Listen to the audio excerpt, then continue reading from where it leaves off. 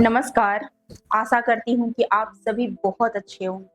आज की कहानी शुरू करने से पहले मैं बस इतना कहना चाहती हूँ कि जीवन में कभी-कभी छोटी सी भूल भी हमारे जीवन में सब कुछ बदल देती है। आज की कहानी सिर्फ कोई कहानी नहीं है, बल्कि एक सच्चाई है, जिसे सुनने के बाद आप स्वयं सोचने पे मजबूर हो जाएंगे। अगर मैं आपसे कहूँ कि रावण कभी एक धर्मात्मा राजा हुआ करता था, लेकिन उसकी एक भूल के कारण उसे इतिहास का सबसे बड़ा खलनायक बना दिया। तो कुछ समय पहले एक महान धर्मात्मा राजा हुए प्रताप भानु।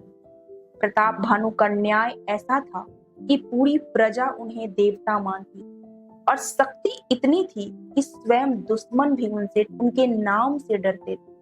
प्रताप भानु का हित चाहने वाले उनके छोटे भाई अरिमर्दन और उनके बुद्धिमान मंत्री धर्मरुचि स्वयं राजा का ढाल बनकर के सदैव उनके साथ रहते थे। मंत्री धर्मरुचि का प्रेम श्री हरि के चरणों में था। वह सदैव राजा को नई नई नीतियां सिखाया करता था।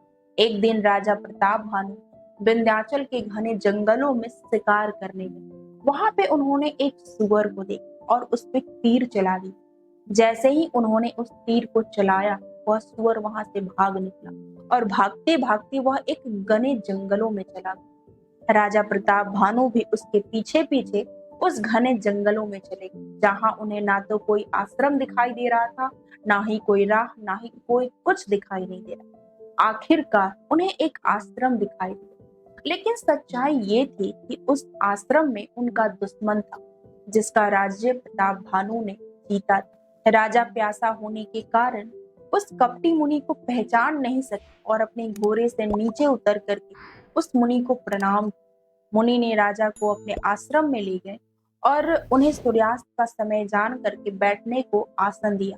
मुनि ने पूछा कि आप कौन हो, यहाँ पे कैसे आए हो, इस घने जंगल में कैसे आए। तब राजा प्रताप भानु ने अपने सच्चाई को छुपाया और उन्होंने कहा कि एक राजा है प्रताप भानु, मैं उनका मंत्री, मैं यहाँ पे शिकार खेलने आया था, लेकिन रास्ता भटकने के कारण मैं इधर आ गया।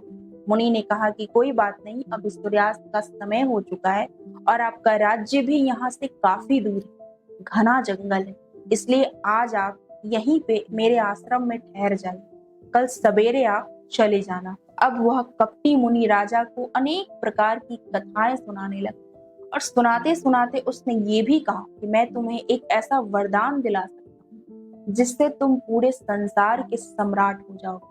राजा उसकी लालच में नहीं, बल्कि उसकी बातों में फंस गया और उस कपटी मुनि ने राजा को रात भर अनेक प्रकार का ज्ञान दिया। राजा ने प्रसन्न होकर के कहा कि मैं आपकी बातों से बहुत ही सहमत हूँ, मुझे पूरा विश्वास हो गया है कि आप सदैव मेरा कल्याण करें।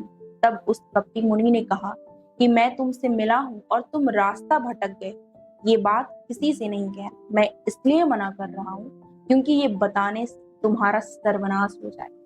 राजा ने कहा कि गुरु और ब्राह्मणों की आज्ञा का कभी भी अवहेलना नहीं करना चाहिए, क्योंकि उनके क्रोध से कोई भी बचा नहीं सकता है।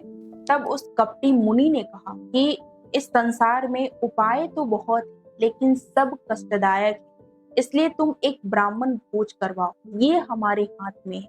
मैं तुम्हारे नगर में तो नहीं आ सकता, क्योंकि मैंने जब से जन्म लिया है तब से ना तो मैं किसी के घर और ना ही मैं किसी के नगर में गई, लेकिन मैं तुम्हारे लिए इतना जरूर कर सकता हूँ कि मैं प्रतिदिन तुम्हारे घर में आकर के भोजन पका दिया करूंगा और तुम अपने हाथों से ब्राह्मणों को परोसना, ताकि मुझे कोई भी जान ना सके। उस अन्न को जो जो खाएगा वो सब तुम्हारे आज्ञाकारी हो जाएंगे, यहाँ तक कि उस भोजन करने वाले के घर भी जो कोई उस भोजन को करेगा वो सबके सब तुम्हारे अधीन हो जाएंगे। इस प्रकार प्रतिदिन तुम 1 लाख ब्राह्मणों को निमंत्रण करना और मैं प्रतिदिन आकर के भोजन पका दिया करूँ। इस बात की आज्ञा को मान करके राजा उस दिन उस आश्रम में विश्राम किए और अगले दिन अपने राज्य चले आए और वहां पे भोज की तैयारियां शुरू कर दी। वह कपटी ब्राह्मण भी भेष बदल करके आया और उसने भोजन पकाना शुरू कर दिया, लेकिन उसने भोजन में मांस मिला दिया और सबसे महत्वपूर्ण बात कि उसने ब्राह्मणों का मांस मिला दिया। जैसे ही राजा प्रताप भानु ब्राह्मणों को भोजन परोसने लगे, उसी समय एक आकाशवाणी हुई कि इस भोजन को कोई भी नहीं खाएगा, इसमें मांस मिला हुआ है। और जिसके कारण क्रोध में जितने भी ब्राह्मण वहां पे थे उन सब ने राजा प्रताप भानु को श्राप दे दिया कि तुम सब परिवार जाकर के राक्षस बन जाओगे। तूने परिवार सहित ब्राह्मणों को बुला करके नाश करना चाहा, लेकिन भगवान ने सही समय पे हमें बचा लिया, इसलिए तुम्हारा 1 साल के भीतर नाश हो जाएगा। और फिर समय बदला, जन्म बदला और वही प्रताप भानु बना रावण और उसका छोटा भाई अरिमर्दन बना कुंभकर्ण और मंत्री धर्मरुचि बने विभीषण।